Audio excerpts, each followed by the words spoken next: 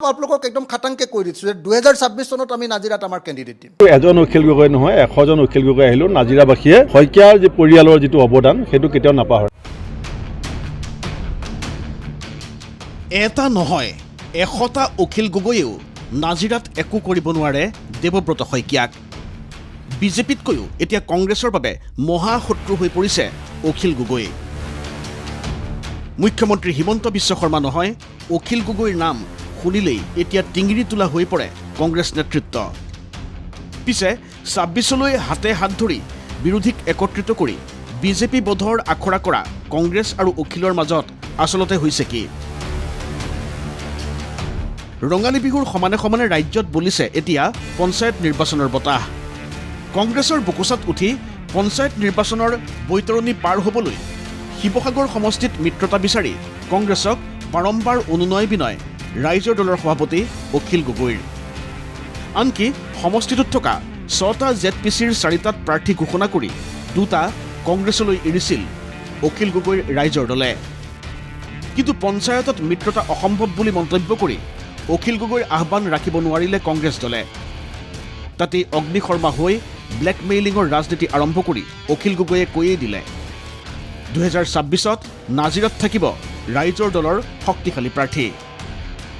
ৰাইজৰ দলৰ বাবে বিজেপি যিমান শত্ৰু, কংগ্ৰেছো হ'ব সিমানেই শত্ৰু। আপোনালোকক একদম খাটাংকে কৈ দিছোঁ যে 2026 চনত আমি নাজিৰাত আমাৰ কেণ্ডিডেট দিম। এইটো ভাল পায় বেয়া পায় আমি নাজানো। নাজিৰাত আমাৰ কেণ্ডিডেট দিম, শক্তিশালী কেণ্ডিডেট দিম, আৰু আমি যুঁজিম, বিজেপিৰ বিৰুদ্ধেও যুঁজিম, কংগ্ৰেছৰ বিৰুদ্ধেও যুঁজিম নাজিৰাত।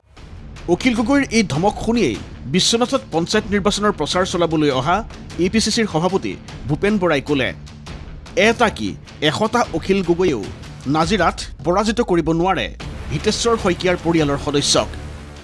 তেওঁ কৈ থাকক, তেওঁ কৈ কৈ মুখ বিষাই যাব, লাষ্টত ৰাইজে গম পাব। দেৱব্ৰত শইকীয়াক গোটেই বিজেপি দলটো থিয় হৈ পেলাই হৰুৱাব নোৱাৰিলে। হিতেশ্বৰ শইকীয়া ডাঙৰীয়াৰ নাজিৰাবাসীৰ প্ৰতি যিটো অৱদান, ডক্টৰ হেমপ্ৰভা শইকীয়া বাইদেউৰ নাজিৰাবাসীৰ প্ৰতি যিটো অৱদান, সেইটো এজন উকিল গগৈ নহয় 100জন উকিল গগৈ আহিলেও নাজিৰাবাসীয়ে শইকীয়াৰ যি পৰিয়ালৰ যিটো অৱদান সেইটো কেতিয়াও নাপাহৰে।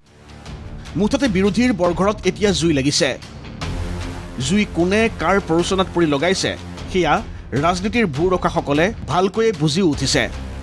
লগতে বুজি উঠিছে তেলপানীৰ দৰে সম্পৰ্ক হোৱা এই বিৰোধীয়ে 26তো যে বিজেপিক কিবা কৰিব পাৰিব।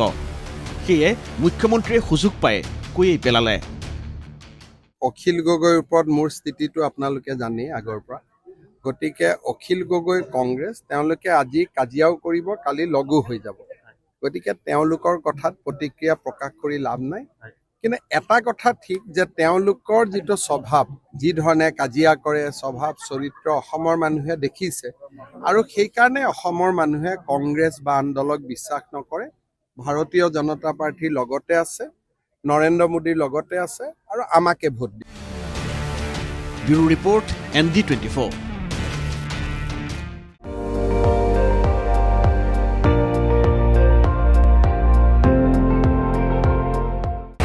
আপুনি চাই আছে ND24, সৰ্বশ্ৰেষ্ঠ নহয় সৰ্বোত্তমৰ দৌৰ।